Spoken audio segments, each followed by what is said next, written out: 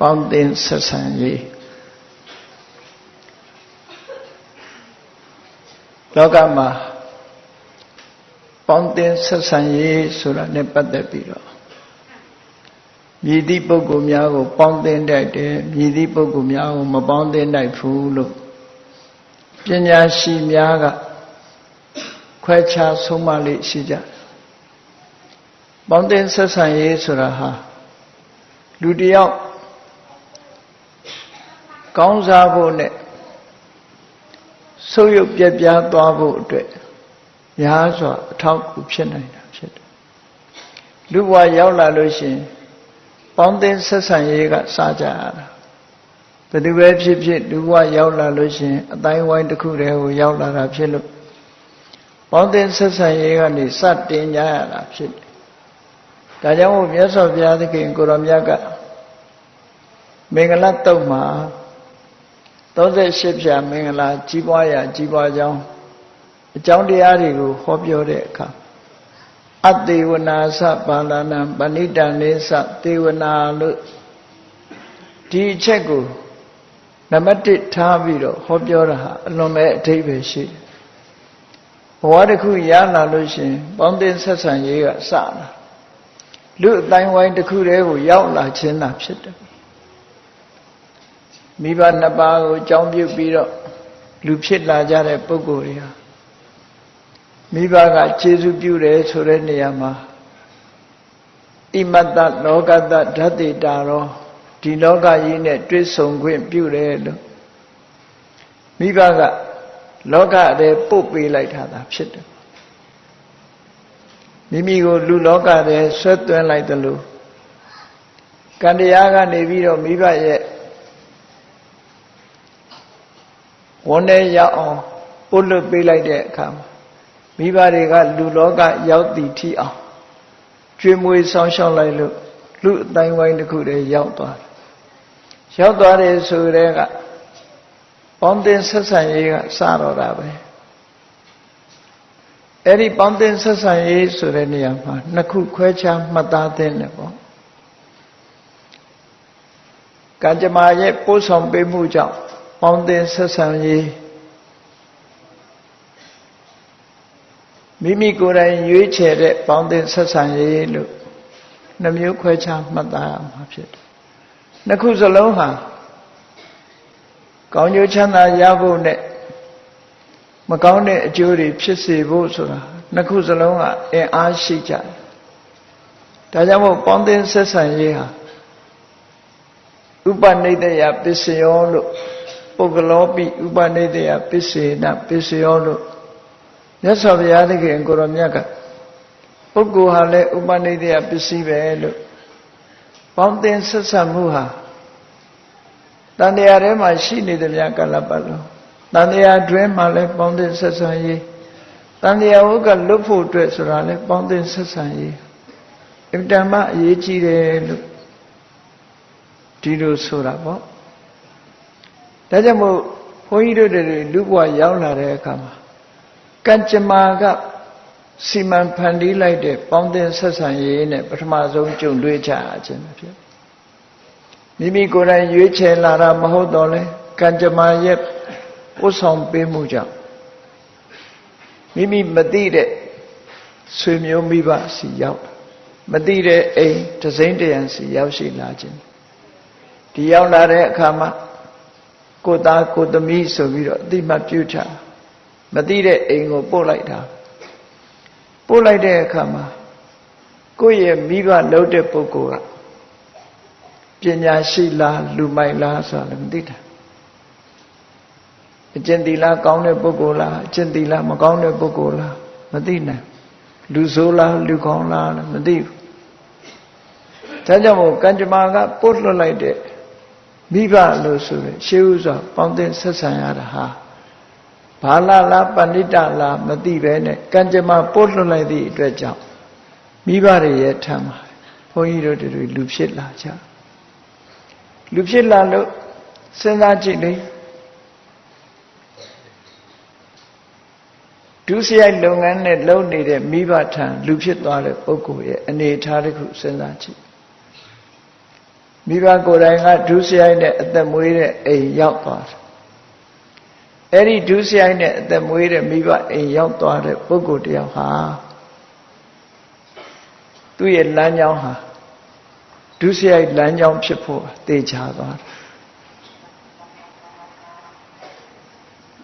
ဒုစရိုက်လမ်းကြောင်းပေါ်ကံကြမ္မာကတင်ပေးလိုက်တယ်လို့မိမိရောက်လာတဲ့မိဘရဲ့အပြုအမူအပြောဆိုတွေနောက်ကိုဒိဋ္ဌာနုဂတိလို့ခေါ်တယ်သူမြင်တာကိုလိုက်လုပ်တယ်အေးဘဝခရီးကိုစလိုက်တဲ့အခါမှာမိဘလှုပ်တာကိုလိုက်လှုပ်လာအဲ့တော့မိဘကဒုစရိုက်သမားဆိုလို့ရှိရင်ဒီကလေးရဲ့ဘဝဟာလေ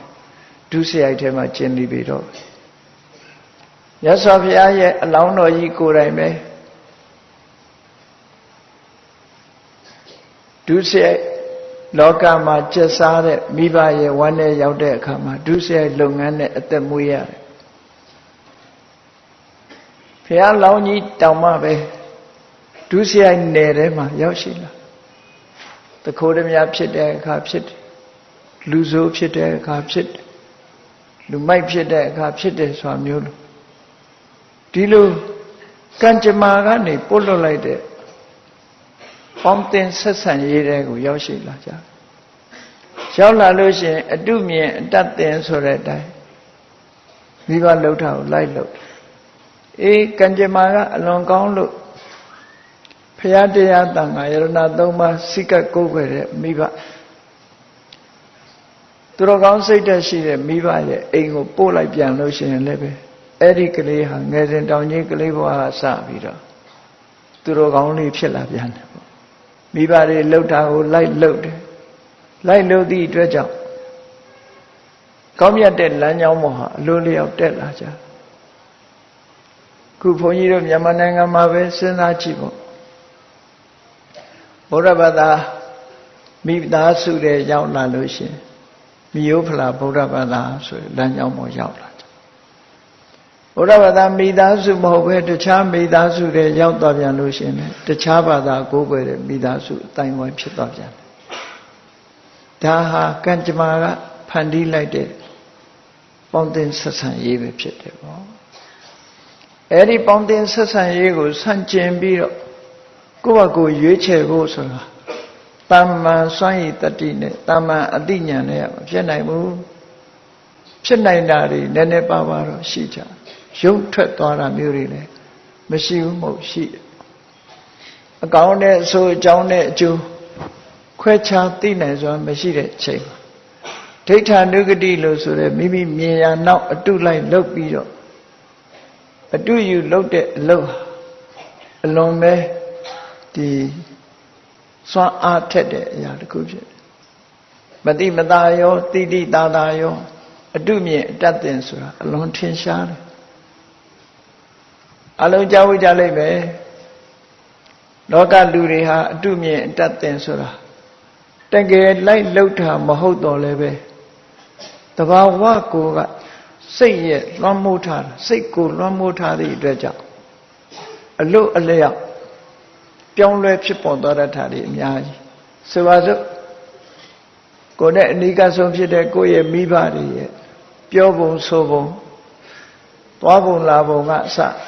သားသမီးတွေပေါ်မှာအကျိုးသက်ရောက်မှုဖြစ်တယ်မိဘကိုအတူယူပြီးတော့လိုက်ပြီးတော့လှုပ်ကြအဲ့ဒါတမ္မန်အကျိုးလို့တမ္မန်လို့မအောင်မေ့လေနဲ့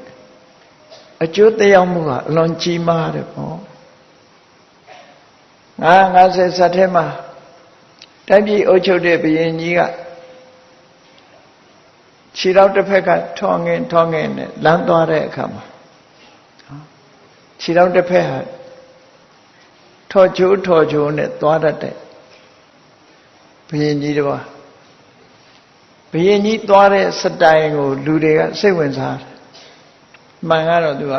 ပုံမှန်မသွားနိုင်လို့သူ့ပုံစံနဲ့သူသွားတာထော်ချိုးကျန်တဲ့လူတွေကအတုမြင်တတ်တယ်ဘုရင်ကြီးကဒီလိုသွားတယ်ဆိုလိုက်တာတိုင်းပြည်လုံးထော်ချိုးတိုင်းပြည်ဖြစ်သွားတယ်ဆိုဒီလိုဟာမျိုးဟာဒါပေါင်းတဲ့ဆက်ဆံရေးနဲ့စပြီးဖြစ်သွားတာ လိမ္မာရင်ကျေးတဲ့မိဘနဲ့အနိကနေရတဲ့သာသမီတွေဟာအပြောဆိုအစလိမ္မာရင်ကျေး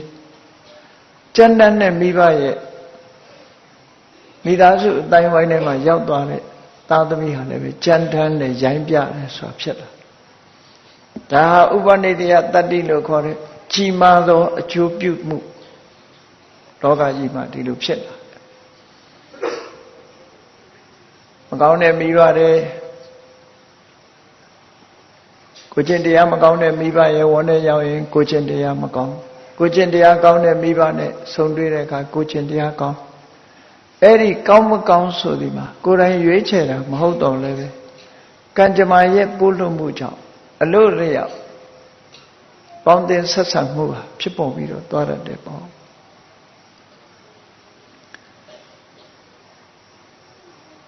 အသက်ရွယ်လေးရလာတဲ့အခါကျတော့ကိုယ်ပိုင်ဉာဏ်နဲ့သိလာကိုယ့်ရဲ့စိတ်ဝင်စားမှုတွေနဲ့ဆုံးဖြတ်လာတဲ့အခါမျိုးကြောင့်ကိုယ်ကိုယ်တိုင်ရွေးချယ်တဲ့ပေါင်းတင်ဆက်ဆံမှုလို့ဒီလိုပြောလို့ရကိုယ်တိုင်ရွေးချယ်ကိုယ်တိုင်ရွေးချယ်တယ်ဆိုတာအသိဉာဏ်နဲ့ရွေးချယ်တယ်လို့ဒီလိုပြောတာမဟုတ်ဘူးလူတယောက်ဟာအပေါင်းအသင်းတွေ့လို့ရှိရင်အပေါင်းအသင်းကိုခင်မင်တဲ့စိတ်ကစတကယ်ချင်းအပေါင်းအသင်းကိုခင်မင်တဲ့ခင်မင်ရင်းကနေသူ့ကိုစိတ်ဝင်စားတယ်စိတ်ဝင်စားရကနေသူလှုပ်ထလိုက်လှုပ်တယ်ဆိုဒိဋ္ဌာနုပတိဒါဟာတမန်အားဖြင့်အကောင်းဆုံးခွဲခြားပြီးတော့သိနိုင်စွမ်းမရှိလို့လူတိုင်းဟာဒီအခက်ခဲကိုကြော်ဖြတ်ဖို့ဆိုတော့ခက်တယ်ကိုယ့်ရဲ့တငယ်ချင်းရဲ့ပြောမှုဆိုမှုပြောပုံဆိုပုံလှုပ်တာကိုင်တာတွေနောက်လိုက်ပြီးတော့လှုပ်ရင်းကနေပြီးတော့အပေါင်းအသင်းကြောင့်ပျက်စီးသွားတဲ့ပုဂ္ဂိုလ်တွေလည်းအများကြီးအပေါင်းအသင်းကြောင့်ကောင်းသွားတာဆိုတာတဲ့အပေါင်းအသင်းကြောင့်ပျက်စီးသွားတာဘာဖြစ်လို့တော့ဆိုတော့ရသောအဖြစ်အပေါင်းအသင်းရေပုံရစကားနဲ့ရာခိုင်နှုန်းနဲ့တွက်ကြည့်ပဲဆိုရင်ကောင်းတဲ့လူကနည်းပြီးလူလောကကြီးမှာမကောင်းတဲ့လူကများမကောင်းတဲ့လူကများတယ်ဆိုတာတလောကလုံးကိုခြုံကြည့်တတ္တလောကကြီးတစ်ခုလုံးကိုခြုံကြည့်တဲ့အခါလူတို့ရဲ့တက်တန်းတရားရောက်လာတဲ့အချိန်ကစပြီဒုစရိုက်တွေဟာအကုန်လုံးစုံသွားပြီဒုစရိုက်တွေလုံးဝပြည့်စုံဒုစရိုက်ဆိုမကြံလောက်အောင်လူတွေဟာတက်တန်း200လောက်ကလေးဒုစရိုက်တွေအကုန်လုံးတက်သွားဆိုးတဲ့ပိုင်းမှာပို့ဆိုးလာတဲ့အနေအထားမျိုးသာရောက်လောကရဲ့ခေတ်တီကိုယုခလို့ဆိုတာယုတ်နဲ့ယုခကိုယုတ်လို့ခေါ်တာပေါ့ခါငယ်တက်ပြီးတော့ယုခယုတ်ဆိုတာခေတ်အပိုင်းခြားကြီးကိုဆိုလို့ပေါ့ကတယုခတဲ့လူ4ယောက်ရှိရင်4ယောက်စလုံးကောင်းတယ်4ယောက်စလုံးကောင်းဆိုလိုတာလူတွေအလုံးကောင်းကြတယ်သူတော်ကောင်းတွေကြီးပဲအကုန်လုံးစိတ်ကောင်းနှလုံးကောင်းရှိတဲ့ပုဂ္ဂိုလ်တွေကြီးအဲ့ဒီခေတ်ကိုကတယုဂလို့ခေါ်တယ်4ယောက်ရှိ4ယောက်လုံးကောင်းတရိတာယုဂလို့ဆိုတဲ့အပိုင်းရောက်လာတဲ့အခါလူ4ယောက်ထဲက1ယောက်ကလူဆို3ယောက်ပဲကောင်းတယ်1ယောက်ကအကျင့်မကောင်းဘူးကျန်တဲ့3ယောက်ကကောင်းတယ်ဟောမကောင်းတာတခုရောလာမကောင်းတာတခုရောလာသို့တော်လည်းအကောင်းကများနေသေးတယ်အဲ့ဒါတရေတာယုဂလို့ခေါ်တယ်နောက်တစ်ခါဓွာပရယုဂလို့ခေါ်ဒါလောကီကျောင်းနေမှာဆိုတဲ့စကားဓွာပရယုဂကြတော့အကောင်းတဲ့ဆိုဟာတဝက်စီဖြစ်သွားတယ်မကောင်းတာကတဝက်ကောင်းတာကတဝက်4ယောက်မှာ2ယောက်ကမကောင်းဘူး2ယောက်ကပဲကောင်းတယ်50-50ဖြစ်သွားအဲ့ဒါကဓွာပရယုဂလို့ခေါ်တယ်အဲ့ဒီကနေတစ်ဆင့်လူလောကကြီးဟာရုပ်လျော့လာတဲ့အခါကလိယုဂလို့ခေါ်ကလိယုတ်လို့မြန်မာစာပေတွေမှာရေးတယ်ကလိယုဂကြတော့လူ4ယောက်ထဲမှာ3ယောက်ကမကောင်းတော့1ယောက်ပဲကောင်းတော့လူ4ယောက်ရှိတာ3ယောက်ကအဆို1ယောက်ကအကောင်းဆိုကောင်းတဲ့လူကအင်အားများလား ကောင်းတဲ့လူကနည်းသွားဒီကနေ့ခေတ်ကိုကလိယုဂလို့ခေါ်တယ်အဲ့တော့လူဆိုးနဲ့လူကောင်းဘယ်သူကများတော့ကိုကျင့်တရားကောင်းတဲ့လူနဲ့မကောင်းတဲ့လူဘယ်သူကများလူဆိုးဆိုလို့ရှိရင်လည်းတချို့ကလူရဲ့တိုက်ခိုက်နေမှလူဆိုးလို့ထင်တာအဲ့ဒါလို့မဟုတ်ဘူးဒီကိုကျင့်တရားမကောင်းတဲ့လူတွေကိုလူဆိုးလို့ပြောတာနော်ဘာလလို့ပြောအဲ့ဒီပုဂ္ဂိုလ်တွေကလူ၄ယောက်မှ၃ယောက်လောက်ကဖြစ်နေပြီတော့ကောင်းမြတ်တဲ့အရေးချင်းရှိပြီးစိတ်ကောင်းနှလုံးကောင်းရှိတဲ့လူကတယောက်ပဲရှိတော့အဲ့ဒီခေတ်မှာမြတ်စွာဘုရားပွင့်လာတာကလိယုတ်ဆုတ်ကတ်ကာလမှာဘုရားပွင့်တယ်လို့ပြောဆိုဥပမာဘာနဲ့ဥပမာတူတယ်လဲဘယ်လိုဥပမာပေးကြတယ်လဲဆိုခြေထောက်လေးချောင်းတော့စပွဲကြီးဆိုတာလေးချောင်းတော့စပွဲကြီးဟာခြေတစ်ချောင်းပြုတ်သွားလို့ခြေတစ်ချောင်းကျိုးနေလို့ရှင်လှုပ်လက်ဖြစ်လာ၃ချောင်းနဲ့တင်ရနှစ်ချောင်းပြုတ်သွားပြီဆိုရင်တော့စပွဲကြီးဟာစောင်းတာတစ်ချောင်းနဲ့တင်ကြံတော့၃ချောင်းကျိုးသွားပြီဆိုတဲ့စပွဲကြီးဟာစောင်းရုံနဲ့မကဘူးငြိမ်တော့မငြိမ်တော့ခဏိခေတ်ကြီးဟာခဏိခေတ်ဆိုတာခေါ်တော့မြတ်စွာဘုရားပွင့်တော်မူတဲ့အချိန်ကစတယ်အဲ့ဒီခေတ်ကြီးမှာကလိယုဂဆိုတဲ့သုက္ကကာလတွေမှာရောက်လာအဆိုးကများအကောင်းကနဲပါနေတဲ့ခေတ်ကြီးကလိယုတ်သုက္ကကာလဒါကလိယုတ်ဆန်းလာယုံနေမဟုတ်သေးဘူးတော်တော်လေးနှစ်ကလိယုတ်ထဲမှာတော်တော်လေးရောက်နေတဲ့အချိန်ပိုင်းမှာဂေါတမမြတ်စွာဘုရားပွင့်တာဖြစ်တယ်ဒီယုဂ၄မျိုးအပိုင်းခြားနဲ့ပြောမယ်ဆိုရင်ဒီဆိုးလာဖို့ပဲရှိတယ်ဒါကြောင့်မို့စနစ်တန်းဆိုတဲ့အတိုင်းအတာတစ်ခုရောက်လာလို့ရှိရင်ရသော်ဘုရားကစက္ကဝတိသုတ်တံမှာဟောထားတာကြတိတ်ဘောအာဃာတောပစ္စုပတ္တိတောအလုံးကိုပြင်းထန်တဲ့ခါသီးတဲ့မုန်းတီးတဲ့စိတ်တွေလူတွေရဲ့ရင်ထဲမှာရောက်လာခဏိခေတ်မှာterrorism ဆိုပြီးတော့ဆိုကြ terrorist အကြမ်းဖက်သမားဆိုရင်နဲ့နှလုံးထဲမှာမုန်းတီးတဲ့စိတ်တွေတအားများလာမုန်းတီးတဲ့စိတ်တွေတအားများသည့်အတွက်ကြောင့်သူမုန်းတာတယောက်တည်းမဟုတ်တစ်ကမ္ဘာလုံးကိုမုန်းတာဖြစ်လူကောင်းလူဆိုးရွေးမနေတော့ကုံလုံးမြင်သမျှမုန်းတဲ့မုန်းတီးရွံရှာတဲ့စိတ်တွေဟာဒီကနေ့ခေတ်မှာအလွန်များပြားလာဘယ်သူမှဒီလောကကြီးတစ်ခုလုံးကိုလိုက်ပြီးတော့လေ့လာသုံးသပ်ပြီးတော့ data လို့ဆိုတဲ့အချက်လက်တွေကိုစုဆောင်းထားကြည့်မယ်ဆိုရင်ဒီပုံစံနဲ့တွေ့ကြမှာအကောင်းတဲ့အဆိုးဆိုးတွေကများလာတယ်လို့ဒီလိုဆိုအဲ့တော့ပေါင်းသင်းဆက်ဆံရေးပိုင်းမှာကြည့်လိုက်မယ်ဆိုလို့ရှိရင်အဆိုးနဲ့ပဲပေါင်းရတဲ့အနေအထားမျိုးတွေများလာပြီပေါ့ပေါင်းသင်းဆက်ဆံရေးရွေးချယ်ပြီးတော့ပေါင်းသိမှုဆိုတာတော်တော်ကိုခဲရင်လာဒါကကိုယ်နေရာကွက်ကွက်ကလေးသာသနာထွန်းကားတဲ့နေရာလေးကွက်ကွက်ကလေးကြည့်ပြီးပြောတာမဟုတ်ဘူးတစ်ကမ္ဘာလုံးနဲ့နှိုင်းယှဉ်ပြီးတော့ကြည့်ပြောတာနော်တစ်ကမ္ဘာလုံးနဲ့နှိုင်းယှဉ်ပြီးတော့ပြောမယ်ဆိုရင်အဲ့ဒီလိုအနေအထားမျိုးတွေဖြစ်လာပြီလို့ဒီလိုဆိုတာစနစ်တန်းရောက်တဲ့အခါမှာတိတ်ဘောအာဃာတောပစ္စုပတ္တိတောတခက်ကိုခါသီးတဲ့အမုန်းတွေစိတ်ထဲမှာရောက်လာအဲ့ဒီအချိန်မှာဆိုရင်ကုသိုလ်ဆိုတာကိုကောင်းတဲ့အလုပ်ဆိုတာကိုမရှိတော့မရှိသည့်အတွက်ကြောင့်ကောင်းတဲ့အလုပ်လုပ်သူဆိုတာရှာမရှာအမေဖေကိုပြုစုလှုပ်ကြွေးတဲ့ပုဂ္ဂိုလ်တွေဟာအဲ့ဒီအချိန်မှာလူညံ့ပြောခံရပြီမိဘကိုစော်ကားရဲမှသူရတ္တိရှိသူဆိုဂုဏ်တူးပွယ်တူးတွေရမယ်ပုဂ္ဂိုလ်အနေထားမျိုးရှိမဟုတ်တာလှုပ်တဲ့ပုဂ္ဂိုလ်တွေဂုဏ်တက်တဲ့အချိန်မျိုးဒါဥယျာဉ်များပြားလာပြီးတော့အဲ့ဒါလို့လောကကြီးကတဖြည်းဖြည်းဆုပ်ယုပ်ပြပြားလာတော့လူဘဝရောက်လာကြရတာဒါလူဘဝတစ်ခုတည်းတည်းပဲသုံးသပ်ကြည့်တိရစ္ဆာန်လောကတို့တခြားလောကတွေအသာထား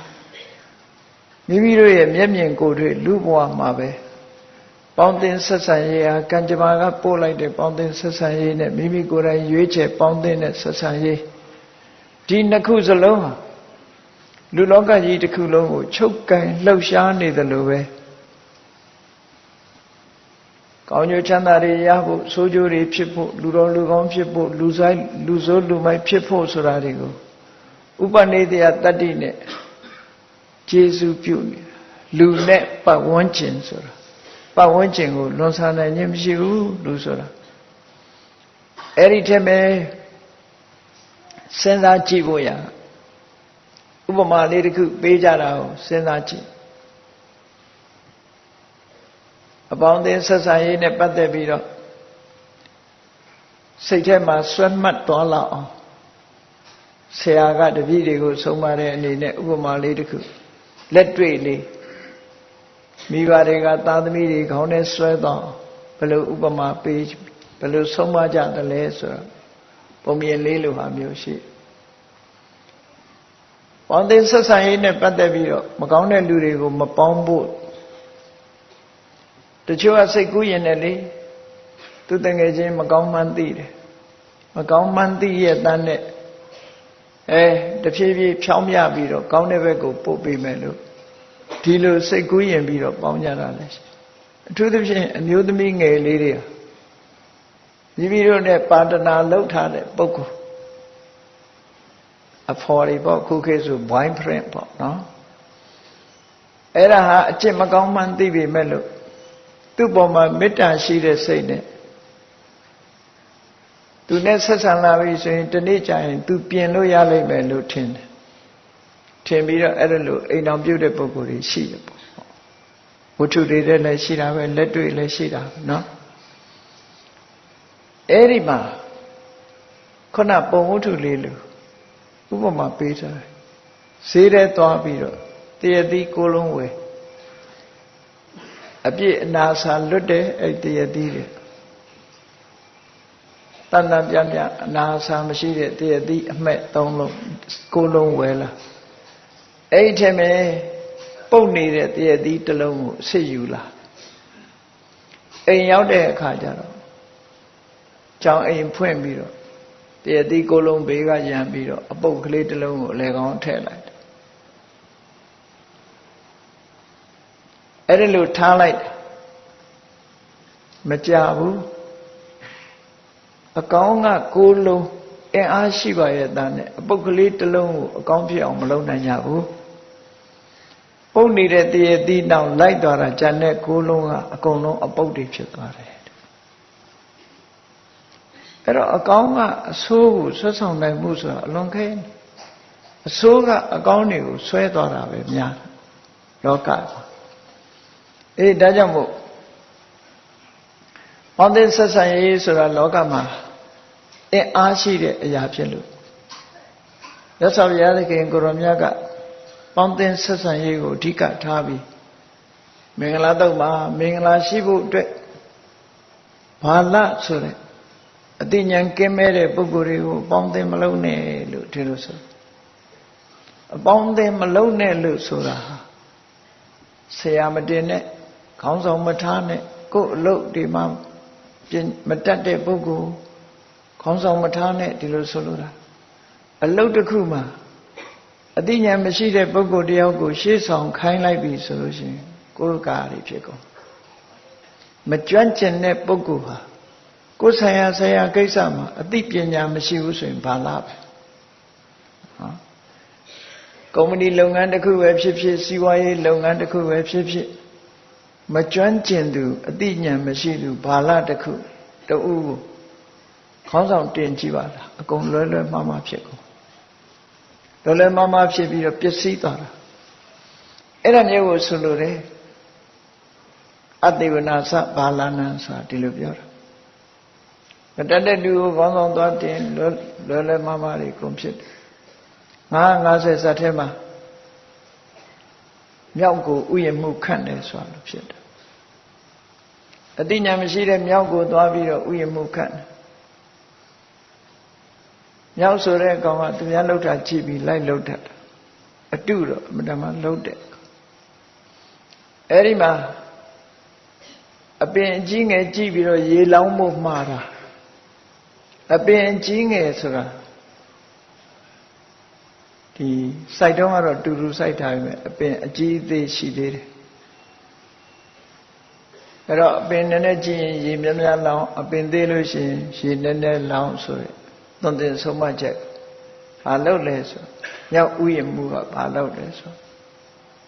အပင်အကြီးအသေးကိုတိတိကျကျသိရအောင်သူရေလောင်းတော့မယ်ဆိုနှုတ်လိုက်နှုတ်ပြီးတော့ထွာပြီးတော့မှတခါပြန်ဆိုင်ရေလောင်းနေတိုင်းတစ်ပင်ကနှုတ်ပြီးရေလောင်းနေတာဆိုတော့သေးကုန်တာပေါ့ပန်းဥယျာဉ်ကြီးတခုလုံးပျက်စီးသွား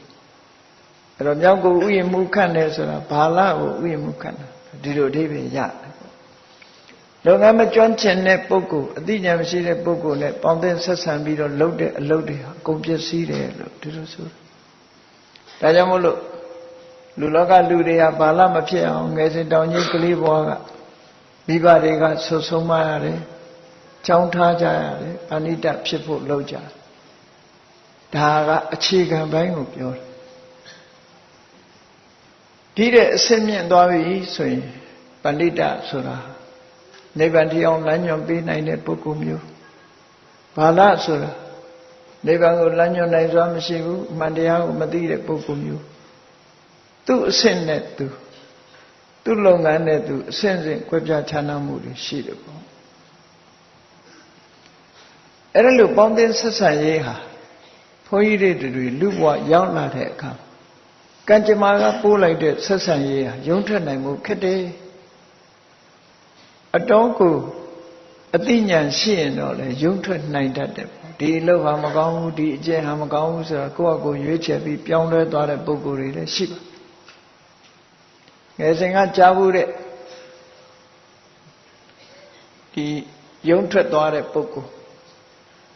ဥပမာမယ်ကြားဘူးတဲ့ဟာတခုဘုံဝတ္ထုလိုမျိုးပေါ့သို့တော့ဘုံဝတ္ထုမဟုတ်ဘူးတကယ်အဖြစ်ပြက် true story ပေါ့ပြင်သစ်နိုင်ငံမှာ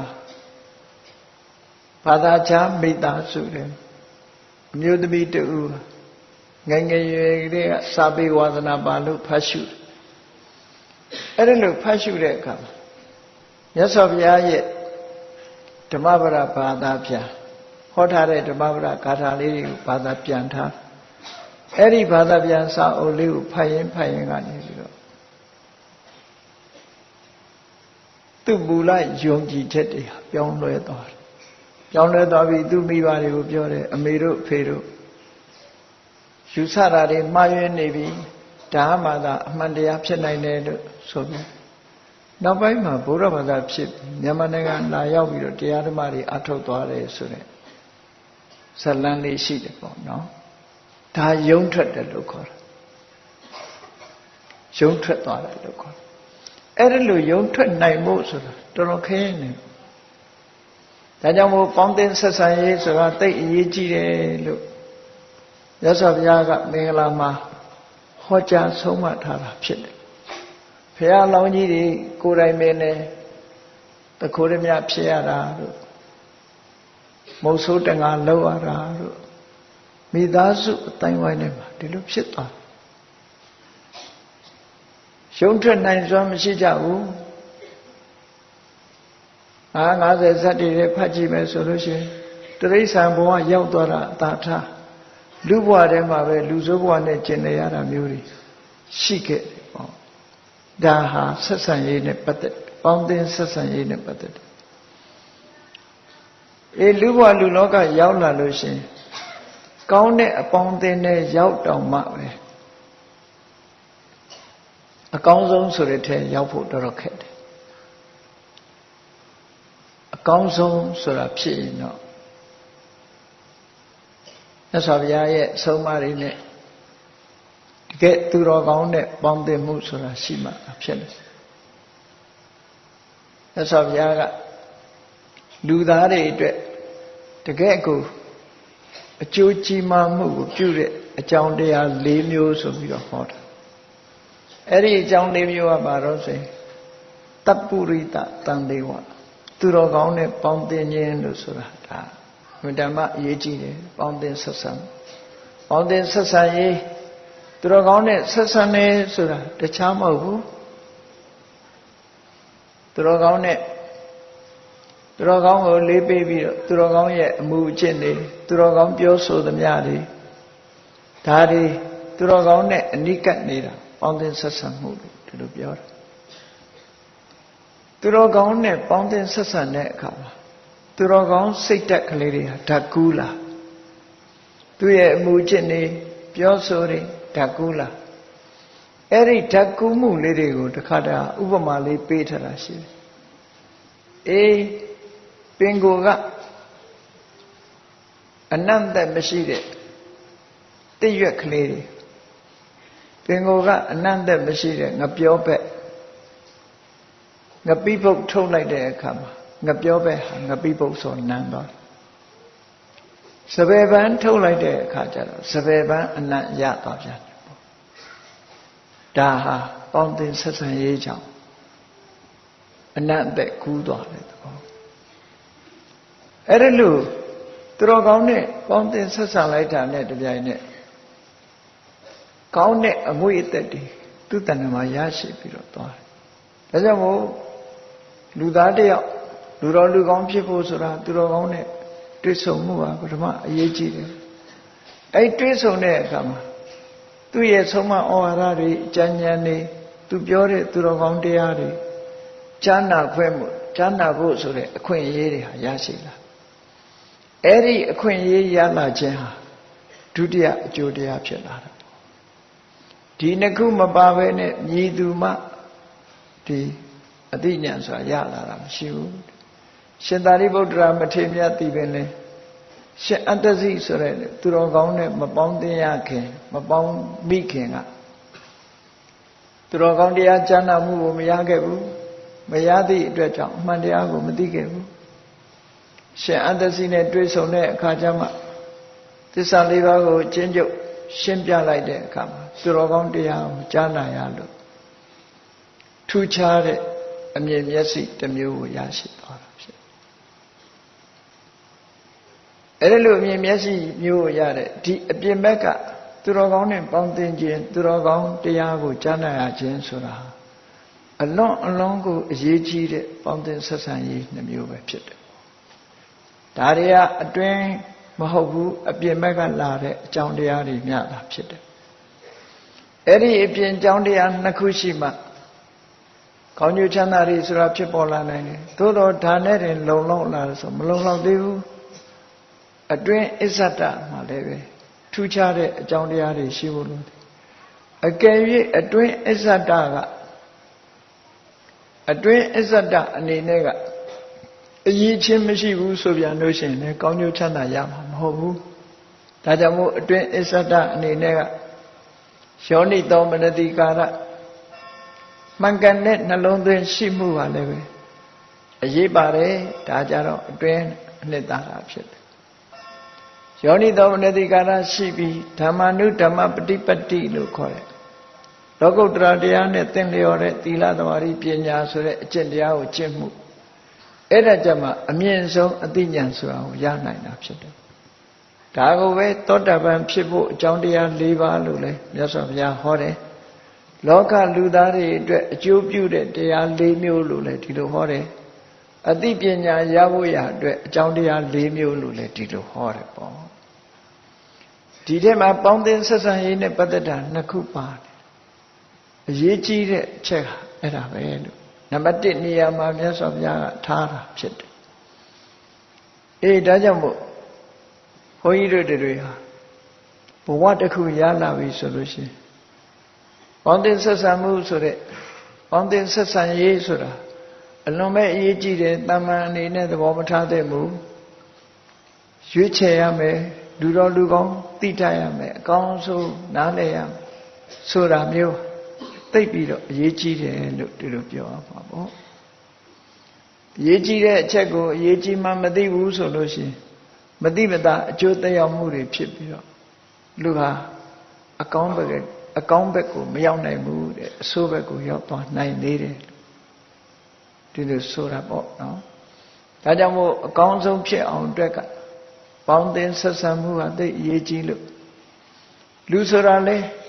လူတယောက်အကြောင်းဆိုတာတံဝသေနသီလံဝေရိတ္တပါကြာပေါင်းမှလူအကြောင်းဆိုတာသိနိုင် လူမြင်ုံနဲ့အကောင်းလားအဆိုးလားဆိုတာပြောချလို့မရဘူးလူဆိုးလူကောင်းခွဲခြားလို့အမတမခဲရင်ဘာကြောင့်ခဲရင်နေတာတော့ဆိုတော့မြတ်စွာဘုရားနဲ့တွေ့တော့ကစင်တွေကိုဆုံးမအတတ်တင်နဲ့စင်ဆရာတယောက်ကမြတ်စွာဘုရားကိုလျှောက်တယ်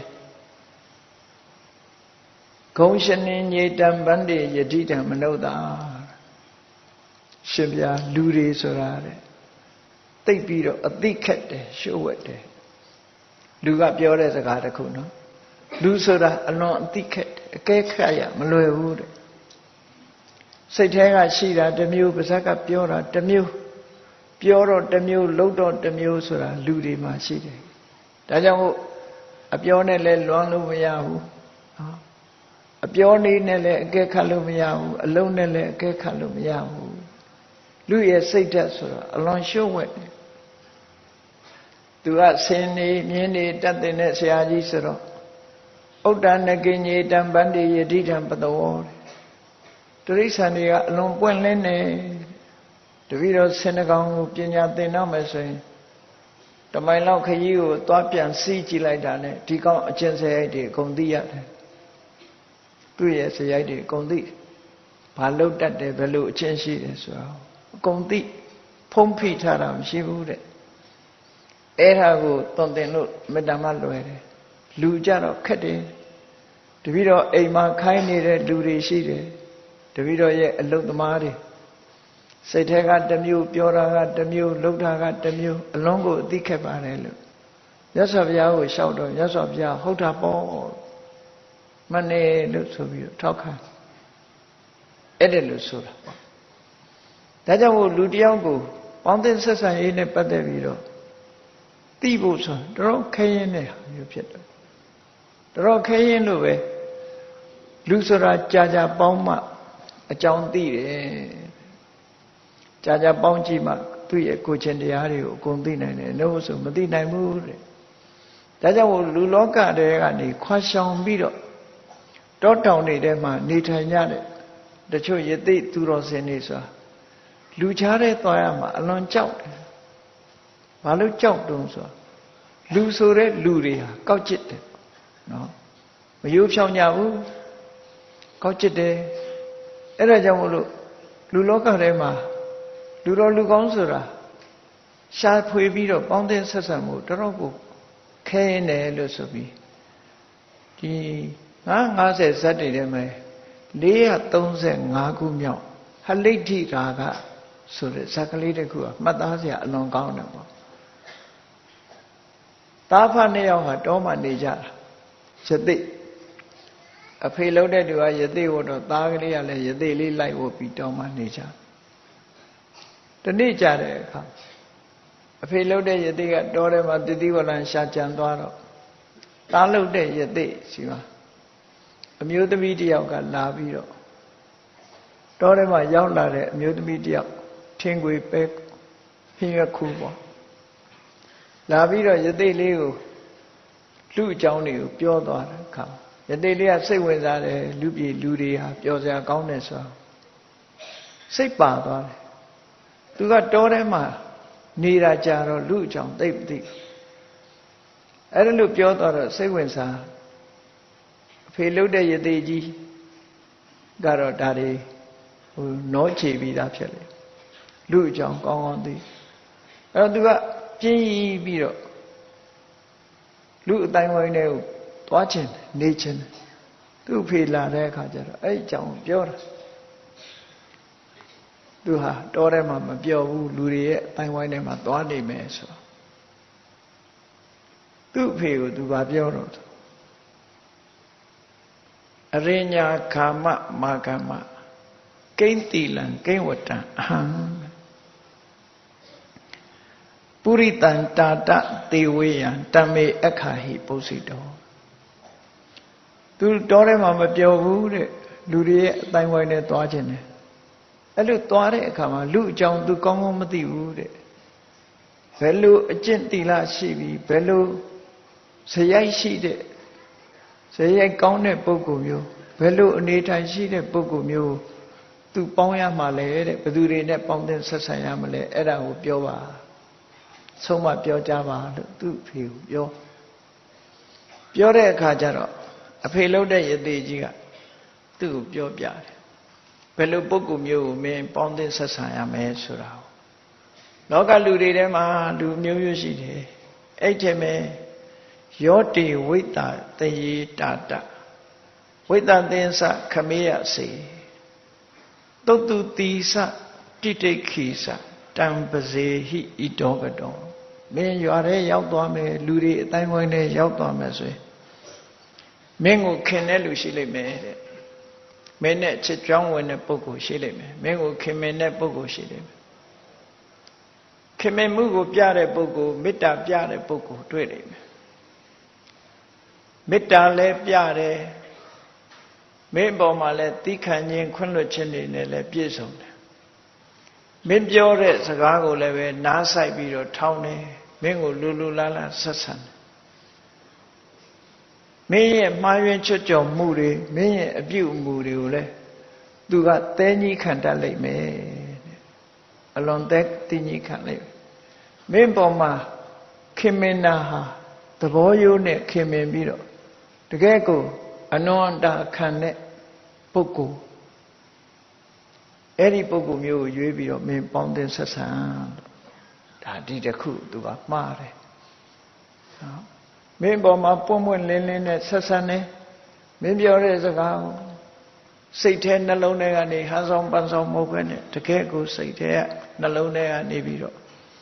စိတ်ပါလက်ပါနားထောင်တယ်ဒီခံခွင့်လွှတ်မှုတွေရှိတယ်စိတ်သဘောထားတွေမပြောင်းဘူးအဲ့ဒီလိုပုဂ္ဂိုလ်မျိုးကိုမင်းရွေးချယ်ပေါင်းရမယ်လူတွေထဲမှာ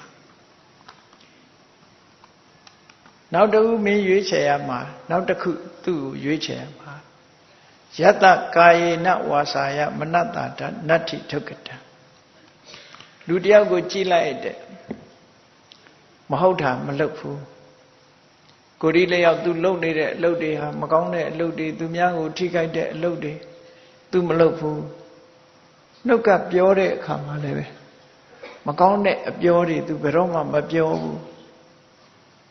လိမ်ပြောတာတို့တစ်ဖက်သားတွေခုံတိုက်အောင်ပြောခုံကွဲကုံအောင်ပြောတာတို့ဆဲရီတိုင်းထွားတာတို့အကျိုးမဲ့စကားတွေပြောတာအဲ့ဒါလို့နှုတ်နဲ့လည်းမကောင်းတာတွေသူမလုပ်ဘူးတဲ့စိတ်ဓာတ်ကလည်းဖြူစင်တန်ရှင်းတယ်မကောင်းတာတွေမလုပ်ဘူးအဲ့ဒီလိုပုဂ္ဂိုလ်မျိုးဟာမဟုတ်တာမလုပ်ဘူးမဟုတ်တာမပြောဘူးနော်မဟုတ်တာကိုစိတ်ထဲကတောင်စိတ်မကူးဘူးဆိုတဲ့ပုဂ္ဂိုလ်တွေဟာမိခင်ရဲ့ရင်ထဲမှာနေရတယ်လို့အဲ့ဒီပုဂ္ဂိုလ်မျိုးကိုအာကိုယုံကြည်ပြီးဒီလိုပုဂ္ဂိုလ်မျိုးနဲ့သာပေါင်းသင်လို့ပြောတယ်လူလောကရောက်သွားတယ်အဲ့ဒီပုဂ္ဂိုလ်မျိုးကိုရှားပြီးပေါင်းပါလို့ဒီလိုဆိုတယ်နော်နောက်ဆက်ပြီးတော့ပြောတယ်ယောသဓမ္မေနစရတိစရန္တောပိနမညတိဒီလောကမှာလူတယောက်တွေ့လိမ့်မယ်အဲ့ဒီလူဟာသူစရိုက်တရားတွေကိုအမြဲတမ်းကျင့်သုံးတယ်သူစရိုက်တရားဆိုတာသူများအသက်မတတ်ဘူးသူများဥစ္စာကိုမတရားမယူဘူးရိုးသားတယ်ဖြောင့်မတ်တယ်သူတစ်ပါးဂုဏ်သိက္ခာကြမဲ့ကာမကိစ္စတွေမလုပ်ဘူးသူများကိုလိမ်လည်လှည့်စားပြီးတော့မပြောဘူးတူနဲ့တူမတက်အောင်မလုပ်ဘူးကြမ်းတမ်းရိုင်းပြတဲ့စကားမျိုးတွေကိုမသုံးဘူးအကျိုးမရှိတဲ့စကားတွေတရားလက်လို့စကားတွေကိုမပြောဘူးသူများပစ္စည်းကိုကိုယ်ပစ္စည်းလုံးလို့မှုဆိုတဲ့လောဘနဲ့မတွေးဘူးတစ်ဖက်သားပျက်စီးသွားအောင်ကြံတွေးတဲ့ဒေါသဆိုတာမျိုးတွေသူမတွေးဘူးကံကံရဲ့အကျိုးကိုညှင်းပယ်တဲ့အမြင်တွေမရှိဘူးတဲ့သူဟာတကယ်ကိုလူသိက္ခာအပြည့်အဝနဲ့လူသိက္ခာရှိရှိနေထိုင်တယ်အဲ့ဒါလို့နေထိုင်တော်လည်းပဲသူကိုယ်သူကိုငါဟာလူသိက္ခာရှိတဲ့ပုဂ္ဂိုလ်ဉာဏ်တဲ့ပုဂ္ဂိုလ်တွေနဲ့မတူဘူးလို့ကိုယ့်ကိုဘဝင်မမြင့်ဘူးတဲ့လူသိက္ခာနဲ့လည်းနေတယ်ငါလို့လူမရှိဘူးလို့ကိုယ့်ကိုအထင်ကြီးတာမျိုးတွေမလုပ်ဘူးတဲ့ဝိသုဒ္ဓကာရိန်တပ္ပညာသူလုံးသမျှအလုပ်တွေဟာတကယ်ကိုစင်ကြယ်တန်ရှင်းတယ် ဘယ်ရာလှုပ်လို့ပညာဖြင့်ဆင်ញင်စဉ်းစားပြီးမှလှုပ်လို့ရှိတယ်တံပဇေဟိဣတောကတောမင်းတောတွေကနေပြီးတော့လူအတိုင်းဝိုင်းနဲ့ရောက်သွားရင်အဲ့ဒီပုဂ္ဂိုလ်မျိုးကိုပဲရှာပြီးတော့ပေါင်းသင်းဆက်ဆံပါလို့ဒီလိုဆိုတာအဲ့တော့ပေါင်းသင်းဆက်ဆံရေးဟာအလွန်ရေးကြည့်လို့ဒီလို950ဇတ်တွေကနေပြီးတော့ဆုံးမတာမြတ်စွာဘုရားရဲ့အဆုံးအမတွေပဲဖြစ်တယ်ပေါ့နောက်ဆုံးမတာတခုကတော့ဘာလို့ဟလိဋ္ဌိရာဂံကပိစိတ်တံပုရိတံရာဂဝိရာခိတံဟလိဋ္ဌိရာဂဆိုတာဟလိဋ္ဌိဆိုတာနနွင်းရာဂဆိုတာဆိုးတာနနွင်းဆိုးတဲ့ဝါကျွတ်လွယ်တယ်လူကလည်းပေါင်းသင်းဆက်ဆံပြီဆိုလို့ရှိရင်အခုခင်တော့ကြမတည့်ဘူးနော်ဟိုစိတ်ဓာတ်ကမမြဲဘူးလို့ဆိုလို့ပေါ့လောကလူတွေရှိတယ်အေးတွေ့နေတဲ့အခါတကယ်ချင်းတကယ်ကိုယဉ်နေနေကြီးတော့ကြမမြင်ကြအောင်ဆောင်သွားဒါမျိုးတွေလည်းလောကမှာရှိတာနော်မသိတဲ့လူလူမမြင်ကြအောင်ဆောင်ခြင်းဆောင်တယ်သူစိတ်ကအပြောင်းအလဲတွေများတယ်ဟလိဋ္ဌိရာဂတဲ့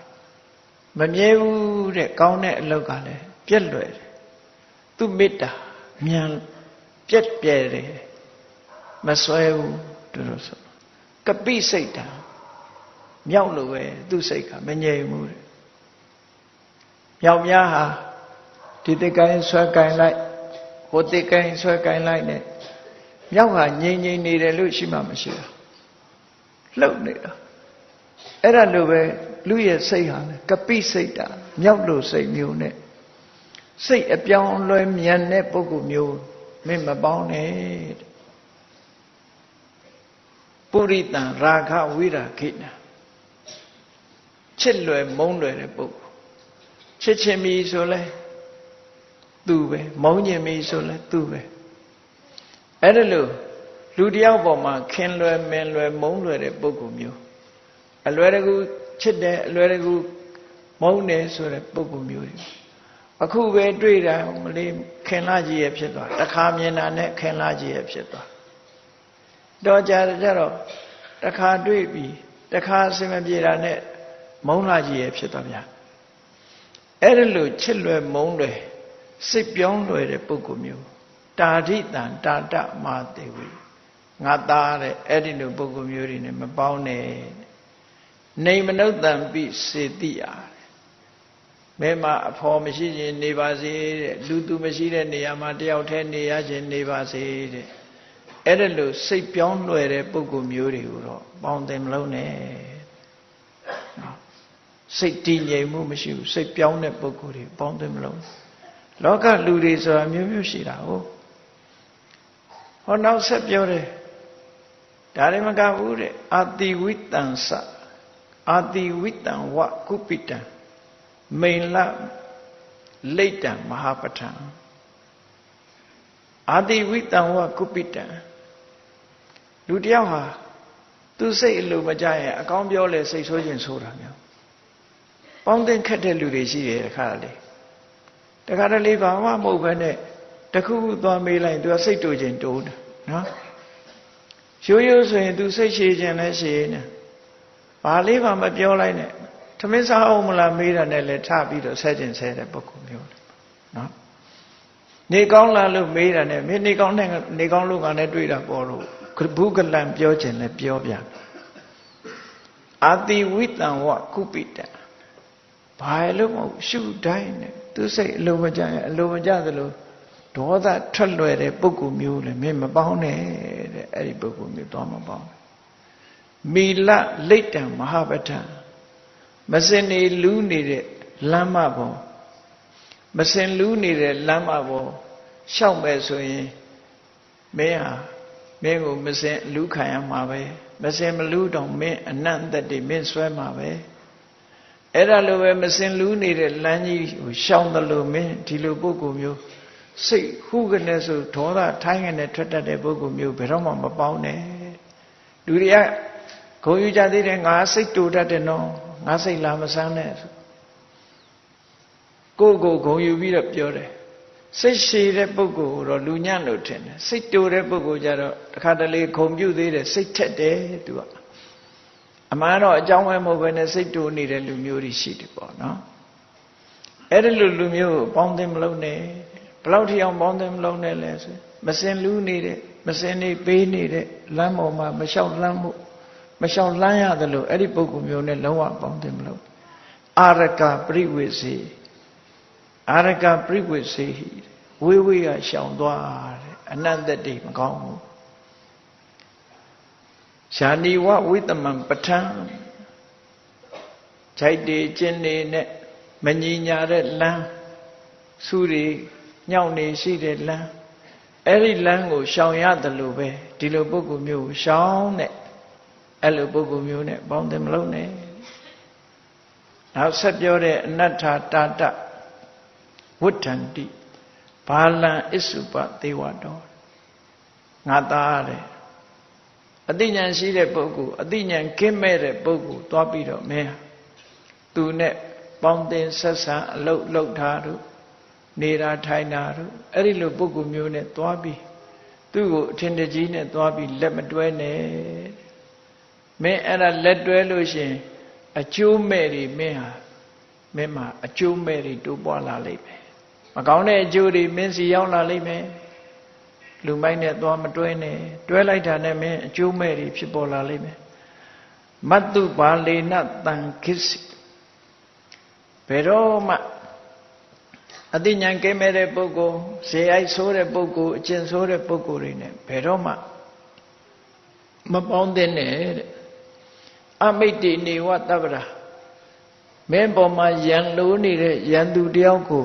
ရှောင်တယ်လို့သူ့ကိုရှောင်တဲ့ဘယ်တော့မှသူ့နဲ့လည်းမတွဲနဲ့တန်တာဟံတာတယာစာမိကရတုဝဆနာမမဒီကုန်းချုပ်အနေနဲ့ယသိကြီးကသူ့သားလေးကိုပြောလိုက်တယ်အေးငါအခုပြောခဲ့တာတွေဒါတွေကြောင့်ငါသားမင်းကိုငါအနုအညွတ်တောင်းဆိုတယ်ကရတုဝဆနာမမငါစကားကိုမင်းလိုက်နာပါမတ္တုဘာလေတုတန်စိတ်တန်ဂစ္စီလူမိုက်တွေနဲ့ဘယ်တော့မှမပေါင်းနဲ့နော်အတိညာမရှိတဲ့ပုဂ္ဂိုလ်တွေနဲ့မပေါင်းနဲ့ဈေးဆိုးတဲ့ပုဂ္ဂိုလ်တွေနဲ့ဘယ်တော့မှမပေါင်းနဲ့ဒုက္ခောဘာလေဟိသင်္ကမောဘာလနဲ့ပေါင်းပြီဆိုလို့ရှိရင်တော့မင်းဒုက္ခရောက်ပြီလို့သာမှတ်ပြီတော့လူတွေရဲ့အတိုင်းဝိုင်းမှာအဲ့ဒါလို့ပေါင်းသင်ဆက်ဆံရေးဟာအရေးပါတယ်ဒီလိုဆိုတာပေါ့အေးမြတ်စွာဘုရားသခင်ကိုရောမြတ်ကဒီလိုဟလိတ္တိရာကသုတ်တံအတိတ်ဘဝတုန်းကဆုံးမဩဝါဒပေးခဲ့တဲ့အချက်တွေကိုဘုရားဖြစ်တော့ပြန်ပြီးတော့ဟောပြပေါင်းသင်ဆက်ဆံရေးဆိုတာအလွန်ရေးကြည့်တယ်နိဗ္ဗာန်ရောက်ဖို့လည်းပဲပေါင်းသင်ဆက်ဆံရေးပဲနော်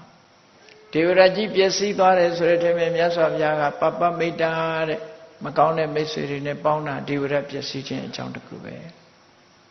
မိတ်ဆွေရုပ်ဆိုတာနော်အာပေအာမြောက်မဟုတ်တဲ့ဘက်ကိုအာပေအာမြောက်လုပ်တတ်တယ်အဲ့ဒါကြောင့်လို့တချို့ကမိတ်ဆွေဆိုတာဟာအတော်ရွေးချယ်ခက်တယ်မိတ်ဆွေဆိုတာကိုယ့်အကျိုးလိုလားတဲ့ရောင်းဒီလိုရှိပြီးတော့မကောင်းတဲ့ဘက်ကိုခြောက်တွန်းတတ်တဲ့မိတ်ဆွေမျိုးတွေကလောကမှာအလွန်များတယ်ဒါကြောင့်မို့ပေါင်းသင်းဆက်ဆံရေးဟာတန်တရားထဲမှာကိုကျိုးနဲ့သွားနိုင်တယ်လို့ကောင်းတဲ့အပေါင်းအသင်းတွေနဲ့ပေါင်းသင်းလို့ရှိရင်လည်းပဲတန်တရားဝဆင်းကလွတ်ပြီးတော့နိဗ္ဗာန်ရောက်သွားနိုင်တဲ့အကျိုးတရားတွေကိုရအဲ့တော့ဘဝမှာအပေါင်းအသင်းကြောင့်လည်းပျက်စီးနိုင်တယ်အပေါင်းအသင်းကြောင့်လည်းပဲကောင်းကျိုးချမ်းသာတွေရနိုင်တယ်ဒါကြောင့်မို့အပေါင်းအသင်းပေါင်းတဲ့အခါမှာဘာလဆိုတဲ့အတ္တပုရိသတွေကိုရှောင်ရှားလို့ပဏိတလို့ဆိုတဲ့တပ္ပုရိသတွေကိုပေါင်းသင်းကြရမှာဖြစ်တယ်အဲ့ဒါလို့ပေါင်းသင်းမှသာလေအခုဘုန်းကြီးတို့တွေဘုရားမြတ်စွာရဲ့ဂုဏ်ကျေးဇူးတွေကိုယုံကြည်ပြီးတော့ဘုရားဘာသာဖြစ်လာတာဟာမြတ်စွာဘုရားနဲ့အပေါင်းအသင်းလုပ်တယ်လို့ပြောလို့ရတယ်ဘုရားကိုယုံကြည်တာဟာဘုရားနဲ့အပေါင်းအသင်းမှုပဲအဲ့ဒီသူတော်ကောင်းနဲ့ပေါင်းသင်းမှုအတွက်ကြောင့်မလုံးတဲ့နာနဲ့လုံးတဲ့နာတွေခွဲခြားသိကြတယ် အကောင်းနဲ့အဆိုးခွဲခြားသိတယ်ပြစ်ရှိတာနဲ့အပြစ်မရှိတာခွဲခြားသိကြတယ်